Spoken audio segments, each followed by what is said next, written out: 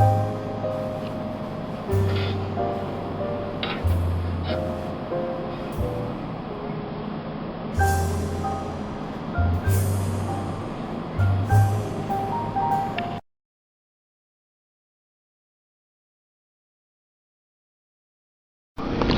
guys, this is Grandma Cheap Cheap, and I'm back here in the kitchen in my southern Colorado home, and today I'm going to do a couple of things I want to accomplish on this video. One is to show you my new Keurig pot. I was gifted with this pot because the owner got a new one, and I wanted one forever, and any new kitchen gadget I want. So it's the older model, might have been even the first not commercial one, but first one for home systems. So I'm very glad to get it because old is it's still good. Take it from me. So Nikki over at Home with Nikki just did a video. How timely is this?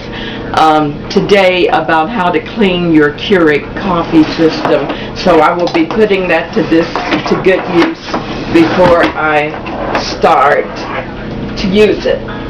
So I'll put it up here.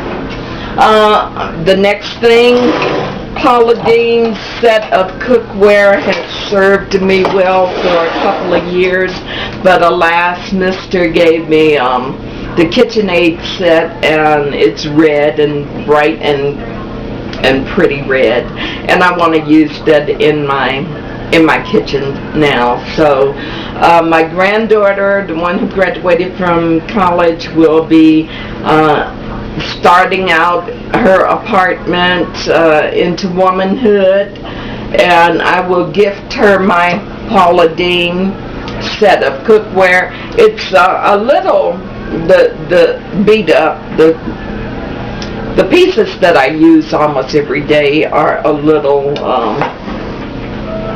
iffy, but just right for someone starting out. It's plenty of wear left on the little pot I hardly use. My saucepan I use quite a bit, but the most use I got out of this was the frying pan and probably the saucepan. But it's still, by the time I scrub it with a little Brillo and wash it up and put it through the dishwasher on the high heat cycle, it'll be just fine. And I have all of the tops are still here. So if you have a set of old dishware, you can, cookingware, you can gift it to people who are in a women's shelter or just starting out, or newlyweds, or put it on Craigslist. I'm sure someone who is new to the kitchen and want a good set of cookware would be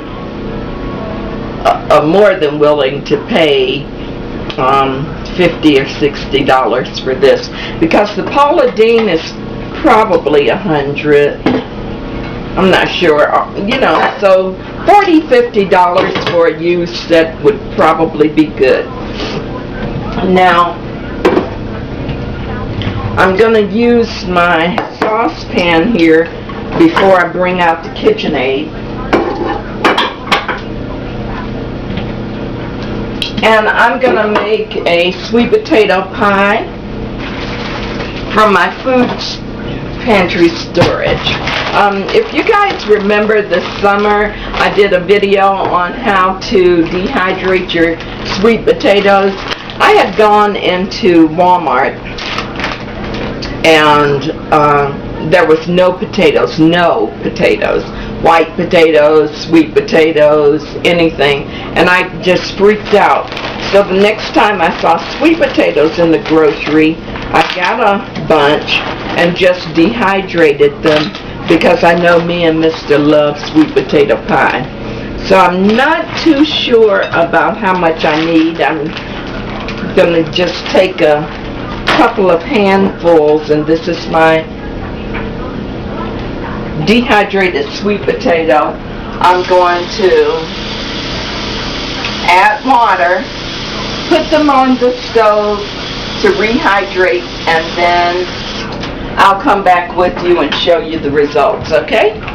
See you in a minute. Hi guys, I'm back having rehydrated my sweet potatoes, and let me just show you what they look like here. Oh, let me pick up the camera. Okay, I had them boiling for about, I don't know, half hour, 45 minutes, and they are rehydrated. Now what I can tell you is that rehydrating the sweet potatoes, they are darker than they would be fresh, but that's okay because I'm going to make a pie, a sweet potato pie. Let me just put a little of the sweet potatoes in my food processor.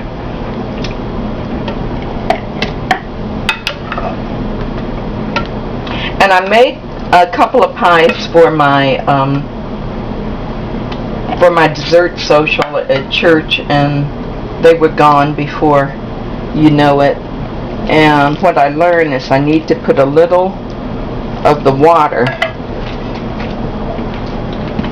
in the blender to make it work here. Okay, so let me put the top on my blender. And this is a 3-service blender. It's a emulsion blender, this regular food processor, and a electric whisk. Okay.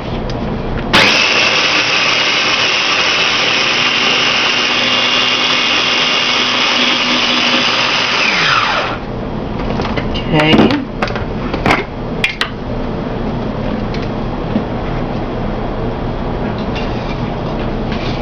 I'm going to scoop some of the rehydrated sweet potatoes down. And this is the process that I'm going to use to make sure that the sweet potatoes turn into a puree. So I will turn off the camera because I'm sure you just don't want to see the blade of the processor go round and round. And I'll be back with you later. Okay guys, I ended up with about 3 cups of sweet potato puree, and let me see if that's in the viewfinder. Yes. And like I said, it's a little darker than regular fresh sweet potatoes would be, but this is my recipe for a sweet potato pie. This is the first pie I ever made, and my mom taught me how to make it. I don't usually measure, but I am for instructional sake. 1 cup of sugar, and you can use white sugar or brown sugar. 2 eggs, and I'm just going to put them directly into the pie filling.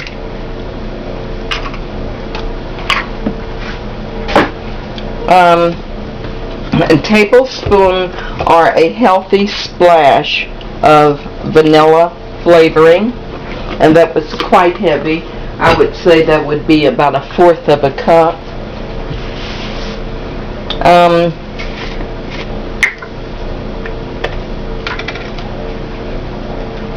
2 palmfuls of cinnamon.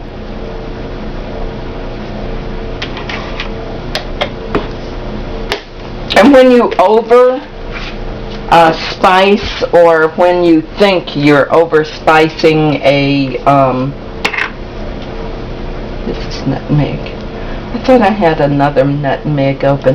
When you think that you're over-spicing a dish, then it's probably just right. And this is nutmeg. I bought a new one when I made the Major Gray's chutney this weekend, so I may have just picked up the one that wasn't open, and that's a palm full of nutmeg. And that's all she wrote. Now what I have laying over here in the cut is a little bit of just all-purpose flour, and what I'm going to do with that is to see if my mixture is too loose. And I have one more thing I need to put in there to make it a little creamy. I use some heavy whipping cream, carnation milk, 2% milk, whole milk, whatever you have on hand, and that's going to be about 1/3 of a cup. And stir my mixture. I'm not getting a whisk out or a mixer or anything because it'll be mixed in no time.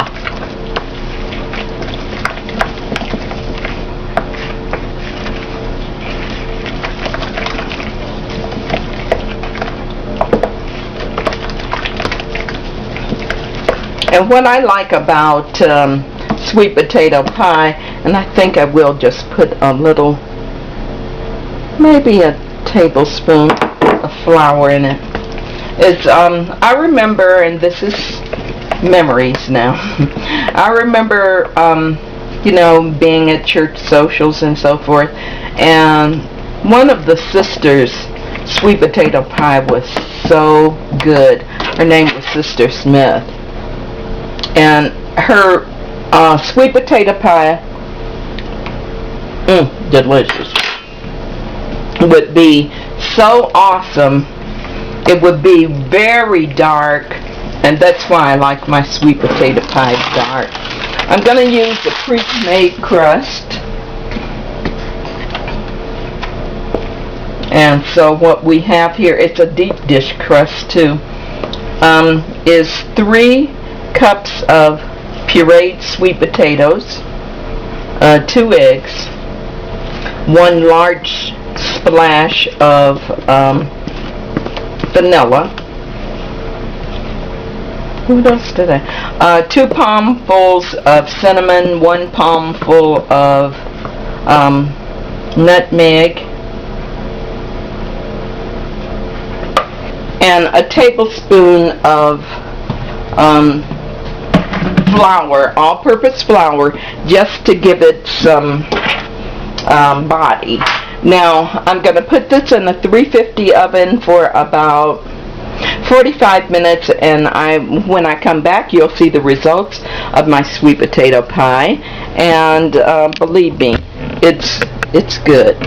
And that's how it looks before we're going into the oven. See you back in about 45 minutes or an hour. Okay guys, I know my tripod might be a little cockeyed here, but I'm going to cut my sweet potato pie. It's been in the oven for about an hour.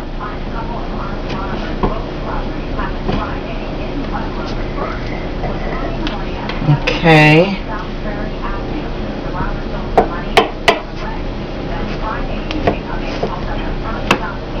It smells so awesome. I just have to.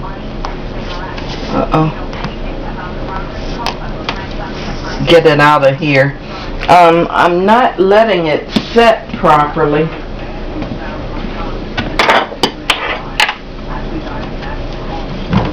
Because I just took it out the oven, and the first piece of pie always is the worst to get out. And there. At first I thought maybe it wasn't set. It wasn't, didn't have enough body to be set, but I think it does. I'm just anxious. So let me just give it a try. I put a little crust on the filling.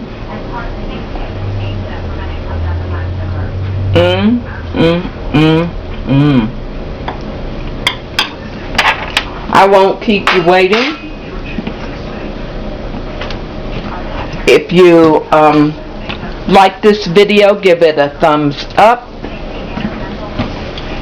Follow me on Twitter at Grandma Cheapo, or email me at grandmacheapcheap@gmail.com. I'm just going to go ahead and eat my pie. Thank you guys. Bye-bye.